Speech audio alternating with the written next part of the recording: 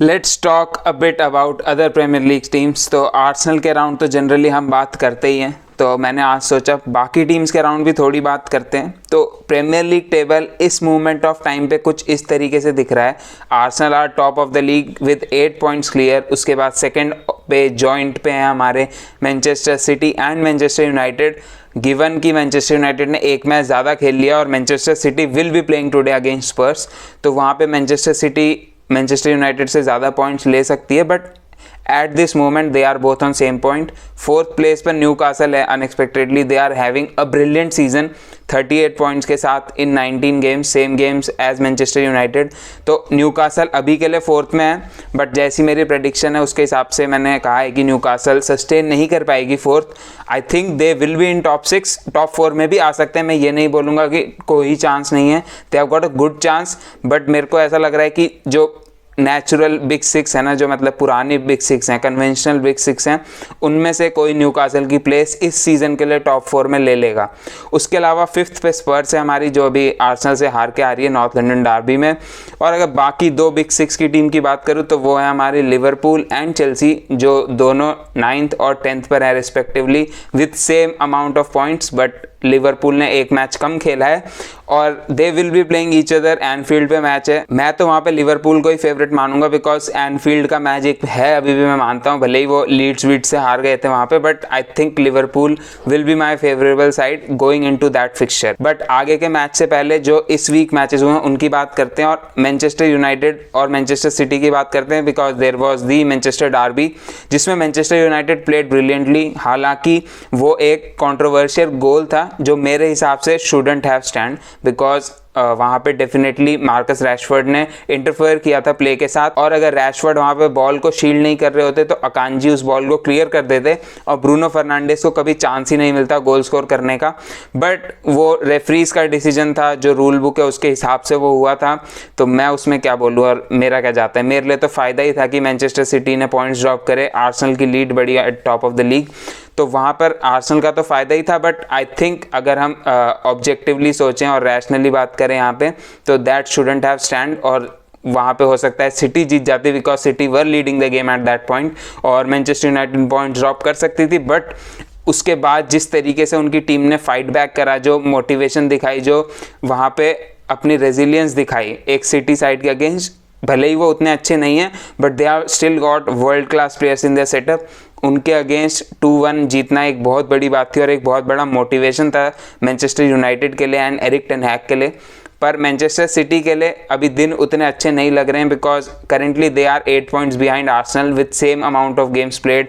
Holland को लाए हैं जो 21 गोल स्कोर कर चुके हैं प्रीमियर लीग में, but still they are not top of the league. तो ये अपने आप में अजीब बात है कि हालैंड इतने गोल स्कोर कर रहे हैं but still Manchester City are not top of the league. उसके बाद अब वो स्पर्स को फेस करने वाले हैं। आज उनका मैच है स्पर्स के अगेंस्ट, और स्पर्स उनकी बोगी टीम रही है पिछले कुछ सीजन्स में।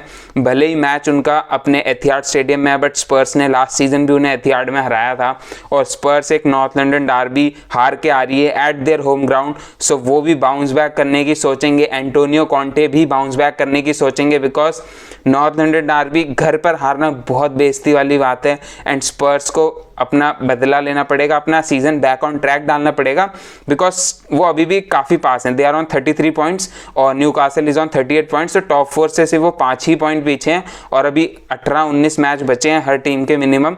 They can easily cover those amount of games. तो स्पर्स का टॉप 4 में अच्छा कंटेंशन अभी भी है। लोग काफ़ी राइट ऑफ कर रहे हैं, मेरे ख्याल से Spurs have got a good chance for top 4। और आई थिंक आज मैनचेस्टर सिटी के against they might pull another shocker. हो सकता है कि मैनचेस्टर सिटी उन्हें बिल्कुल ब्लो अवे कर दे, लेकिन ये भी बहुत अच्छा चांस है कि स्पर्स जिस तरीके की फुटबॉल खेलते हैं वो मैनचेस्टर सिटी को हरा भी सकते हैं या एटलीस्ट ड्रॉ तो करा ही सकते हैं उनकी अगेंस्ट। उसके बाद अगर स्पर्स की बात करूँ तो स्पर्स अभी नॉर्थ लंदन डार्बी हार के आ रही है। जैसे मैंने कहा कि as a North London club काफ़ी बेइज्जती वाली बात है, क्योंकि आर्सेनल और टॉटनहम दोनों हमेशा अपने ग्राउंड पर जीतते हैं, भले ही अवे जाके हार जाते हैं। तो सबको पता है कि नॉर्थ लंदन डर्बी कैसे जाती है। बट स्पर्स जिन्होंने एक काफ़ी बेहतरीन विंडो गई थी, उनकी one of the best Windows कही जा रही थी एट दैट मोमेंट, उनके पास एंटोनियो कॉन्टे है, उनके पास चैंपियंस लीग मनी था, उसके बाद उनका सीज़न उतना अच्छा नहीं रहा है। दे स्टार्टेड ब्रिलियंटली बट धीरे धीरे फेल ऑफ कर रहे हैं वो अलग अलग पोजीशंस पे। एक दो इंजरीज भी थी उसका रीज़न, बट स्टिल मोटिवेशन की कमी लग रही है उनकी स्क्वाड में। ह्यूंगमिन सन बिल्कुल ड्रॉप ऑफ आ चुका है उनकी परफॉर्मेंसेज में। Harry Kane definitely goal score कर रहे हैं, ऑलरेडी 15 गोल स्कोर कर चुके हैं वो 19 स्टार्ट्स में, तो एक बहुत ही बेहतरीन गोल स्कोरिंग रिकॉर्ड की तरफ जा रहे हैं Harry Kane. But still they are struggling at this moment. अभी उतनी अच्छी केमिस्ट्री नहीं है उनके बोर्ड और मैनेजर के बीच में, प्लेयर्स में भी थोड़ा अनरेस्ट आ रहा है। तो देखना रहेगा कि स्पर्स किस डायरेक्शन में हेड करती है, बिकॉज एंटोनियो कॉन्टे का जो कॉन्ट्रैक्ट है वो 6 महीने में ख़त्म होने वाला है। He is not signing a new deal.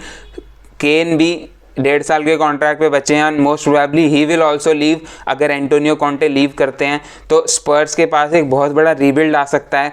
उनको डिफेंसिवली साइनिंग्स चाहिए, they are very poor defensively. उनको मिडफील्ड में क्रिएटिविटी चाहिए।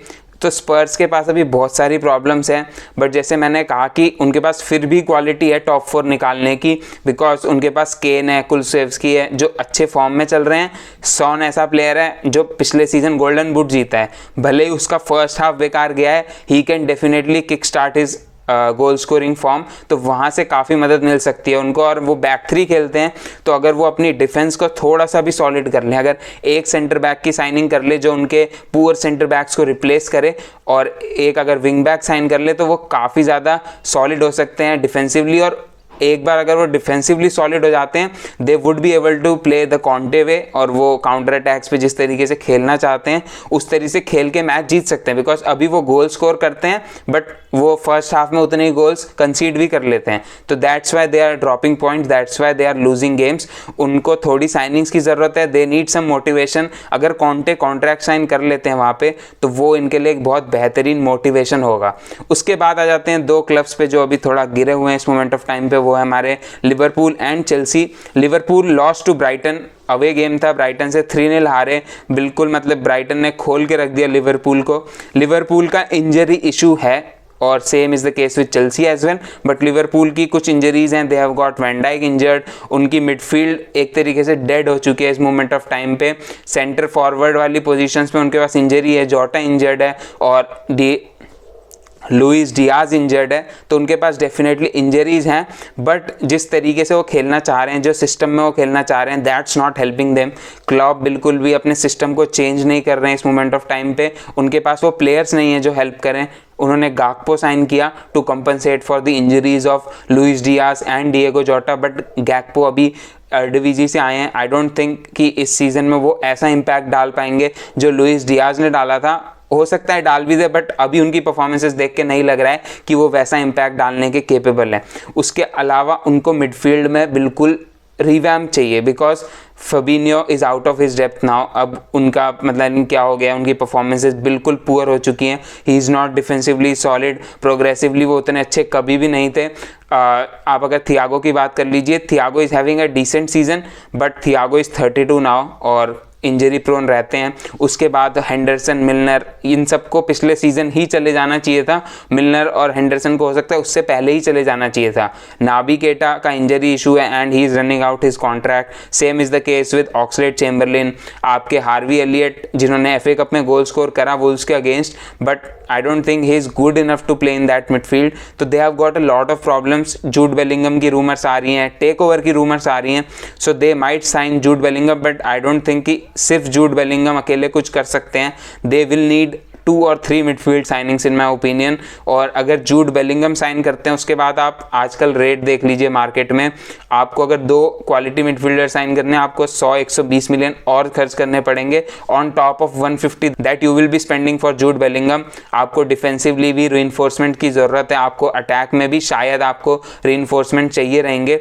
तो 200-300 मिलियन तो आपकी मिडफील्ड में लग रहे हैं, तो आई डोंट थिंक कि न्यू ओनरशिप भी आएगी वो 600 मिलियन खर्च करेगी। तो लिवरपूल के पास प्रॉब्लम्स हैं, और अगर वो टॉप 4 में फिनिश नहीं करते हैं तो उनके पास फिर वो स्पेंडिंग पावर रहेगी या नहीं, वो देखना रहेगा। उसके बाद चेल्सी की बात करें, उनके पास डेफिनेटली स्पेंडिंग पावर है। They are spending like crazy, almost 500 million खर्च कर चुके हैं पिछले 6 महीने में। उसका एडवांटेज उनको इसलिए मिला था बिकॉज जो उनके ओनर थे रोमन अब्रामोविच, उन्होंने लोन राइट ऑफ कर दिया, इसीलिए जो टॉड बोली और क्लियर लेक कैपिटल का कंसोर्टियम आया वो इजीली स्पेंड कर पा रहे हैं। बट क्या वो सही तरीके से स्पेंड कर रहे हैं? नोबडी नोज कि अभी उनका प्रोजेक्ट क्या है, क्योंकि उन्होंने जो समर में साइनिंग्स करी थी वो उनकी विंटर साइनिंग से मैच नहीं कर रही है। डेफिनेटली मैनेजर में चेंज आया है, बोर्ड में चेंज आया, आपका जो स्ट्रक्चर है पूरा उसमें चेंज आया है, तो अब मैं तो जज नहीं कर सकता। They are signing good player, Badiashile is a good player, Mudryk is a good player, but I think they have overpaid a lot for him. Arsenal भी पे करने वाली थी, मैं तब भी फेवर में नहीं था, और चेल्सी पे किया है तो मेरे को फर्क नहीं पड़ रहा, बट जो फैक्ट है वो मैं कहूँगा that they have overpaid for him. They are also performing poorly, उनके पास एक बहुत ब्रिलियंट स्क्वाड है। डेफिनेटली इंजरीज उनके पास भी हैं, स्टर्लिंग, पुलिसिच, कांटे और भी बहुत सारी इंजरीज, इतनी इंजरीज है मेरे को याद भी नहीं है उनकी इंजरीज सारी, तो इंजरीज उनके पास भी हैं, but they are performing poorly. अभी उन्होंने पैलेस के अगेंस्ट अपना मैच जरूर जीता, लेकिन उससे पहले 8 गेम्स में सिर्फ 1 विक्ट्री थी उनकी, तो कंसर्निंग है उनके लिए भी। देखना रहेगा पॉटर के साथ वो कितना लंबा चलते हैं, बिकॉज चेल्सी फैंस तो ऑलरेडी पॉटर आउट पे जा चुके हैं, because they are not used to this type of process जहां पे आप मैनेजर में ट्रस्ट दिखाएं, उसको टाइम दें। Chelsea fans are not used to that, but Todd Boehly ऐसा लग रहा है कि उसी वे जाना चाहते हैं। एक यंग टीम, यंग मैनेजर जो कि एक लंबा प्रोसेस करे, एक लॉन्ग हॉल के लिए जाए, ना कि एकदम इंस्टेंट सक्सेस के लिए। अब देखना रहेगा कि क्या टॉड बोली सही में पॉटर को टाइम देते हैं नहीं, बिकॉज आई थिंक 1-1.5 सीजन तो मिनिमम देना चाहिए आपको पॉटर को। अगर नहीं काम करता है तो आप ज़रूर तब हटा सकते हैं, फिर काफ़ी लोग बोलेंगे कि आप अभी हटा दीजिए, बट जब आपके ओनर और बोर्ड ने ट्रस्ट किया है, they are giving money to him, और आपने ऑलरेडी पॉटर के हिसाब से साइनिंग्स अगर आप कर रहे हैं तो आपको टाइम देना चाहिए। तो आज की वीडियो में इतना ही, मिलता हूँ अगली वीडियो में, तब तक के लिए take care and good bye.